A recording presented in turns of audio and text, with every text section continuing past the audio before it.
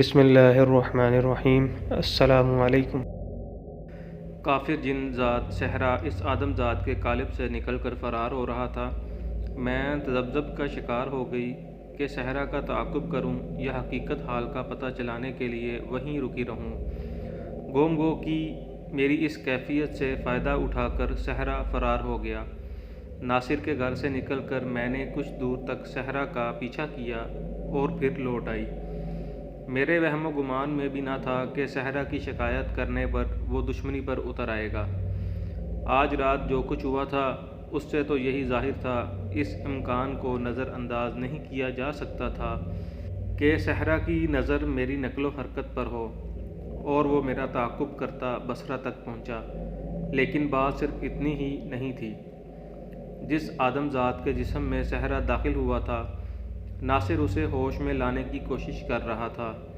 اسی دوران میں اس نے خواب دہ آدم زادی کو پکارا، لیلا لیلا ذرا پانی لاؤ۔ میں چونک اٹھی۔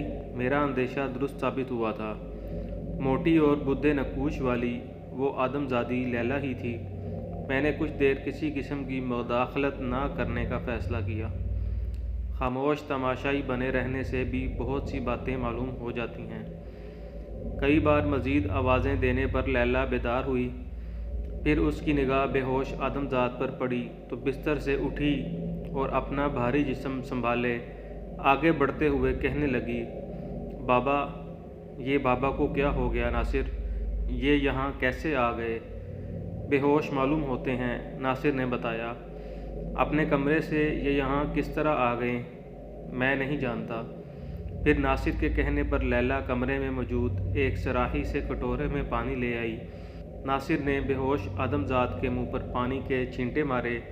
جلد ہی وہ ہوش میں آ گیا اور حیران سی نظروں سے ناصر اور لیلا کو دیکھنے لگا جو اس پر جھکے ہوئے تھے۔ مجھے کیا ہوا اور میں اپنے کمرے میں تو وہاں سویا تھا۔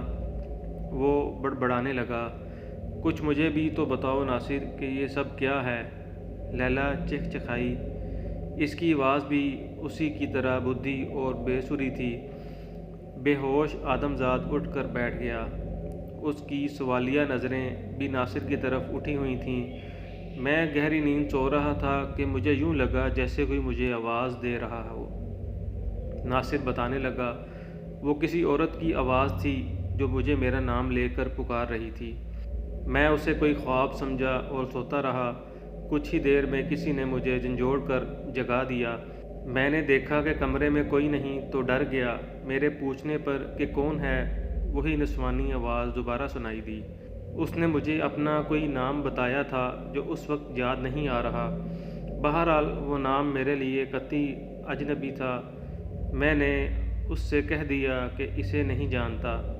چند لمحے بعد ہی چراغ کی لو خود بہت تیز ہو گئی۔ اسی کے ساتھ میں نے ایک بہت حسین عورت کو اچانک کمرے میں دیکھا۔ کمرے کا دروازہ تو کھلا ہوا تھا مگر میں نے اسے دروازے سے اندر آتے ہوئے نہیں دیکھا۔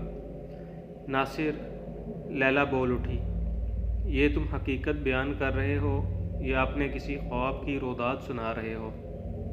لیلا نے برا سا منہ بنایا۔ یقین کرو لیلا، میں نے جو کچھ دیکھا اور سنا ہے وہی بیان کر رہا ہوں۔ تم کہو تو میں قسم کھانے کو تیار ہوں۔ ناصر کی آواز میں بے بسی تھی۔ قسمیں جھوٹے لوگ کھاتے ہیں، لیلا ناگواری سے بولی۔ اسے پوری بات تو بتانے دو لیلا بیٹی، ہوش میں آنے والے آدم زاد نے کہا۔ مجھے اب تک اندازہ ہو گیا تھا کہ وہ پستہ قد آدم زاد ناصر کا لالچی چچا اور لیلا کا باپ غفار ہی ہو سکتا ہے۔ بعد میں میرا اندازہ درست نکلا۔ ہاں تو ناصر بیٹے، تم کسی عورت کے بارے میں بتا رہے تھے جو اچانک کہیں سے کمرے کے اندر آ گئی تھی۔ غفار نے لیلا کو چپ کرا کر ناصر کو مخاطب کیا۔ جی ہاں، نہ جانے اسے میرا نام کیسے معلوم تھا۔ اس نے میرا نام لے کر خود کو پہچاننے کے لیے کہا تھا مگر ناصر پھر شروع ہو گیا۔ مگر میں اسے جانتا تو پہچانتا نہ۔ میں نے تو اس عورت کو زندگی میں پہلی بار دیکھا تھا۔ میں ابھی اسی عورت کی طرف حیرت سے دیکھ رہا تھا کہ چچا، میں آپ کی بھاری آواز سن کر اچھل پڑا۔